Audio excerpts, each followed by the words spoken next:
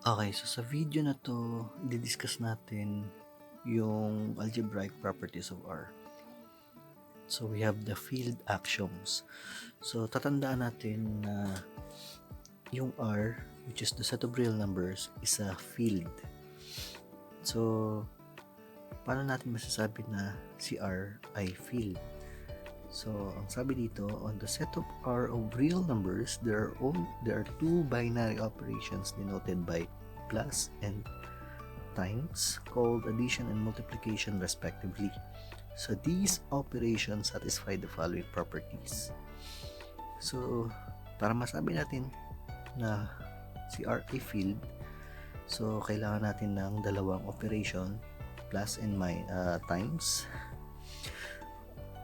which satisfies the following properties. So ito yung mga properties na to. So from A1 up to D. So discuss natin isa-isa. So dun sa A1, so kailangan A plus B is equal to B plus A for all A and B in R.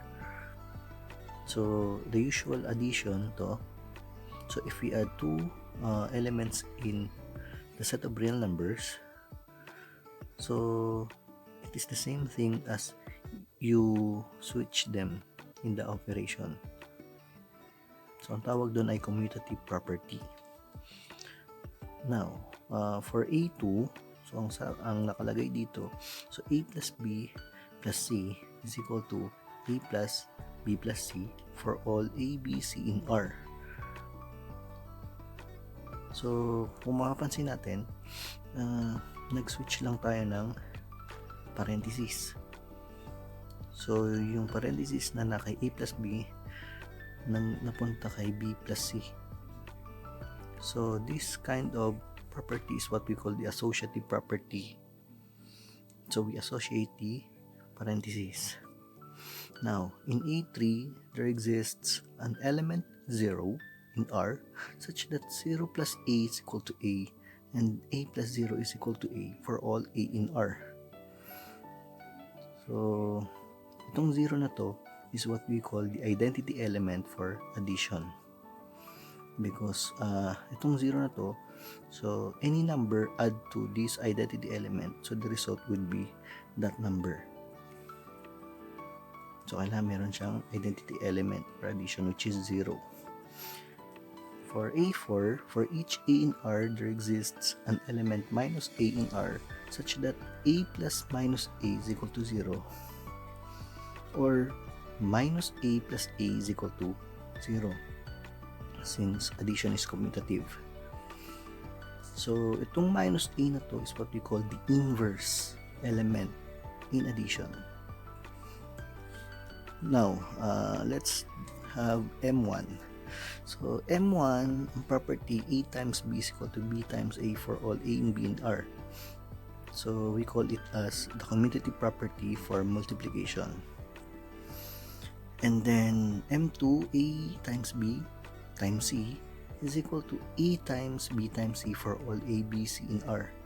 So pansin niyo, same siya dito but different operation. So we call this as the associative property for multiplication.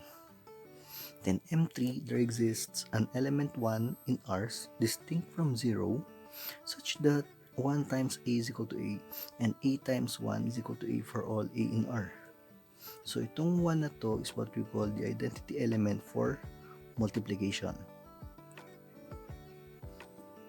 And then M4, for each A not equal to 0 in R, there exists an element 1 over A in R such that A times 1 over A is equal to 1, and 1 over A times A is equal to 1. So this 1 over A is what we call the inverse element in multiplication. So A must not be equal to 0, okay? And then for the last one, A times B plus C is equal to A times B plus A times C, and B plus C times A is equal to B times A plus C times A for all A, B, C in R. So ang property na to is what we call the distributive property for for real numbers, so distributive property of multiplication over addition, so ito yun. And then distributive property of addition over multiplication. So yan. So pag nasatisfy itong properties na to, so we call R a field. So I hope na nakatulong itong video na to. So thanks for watching.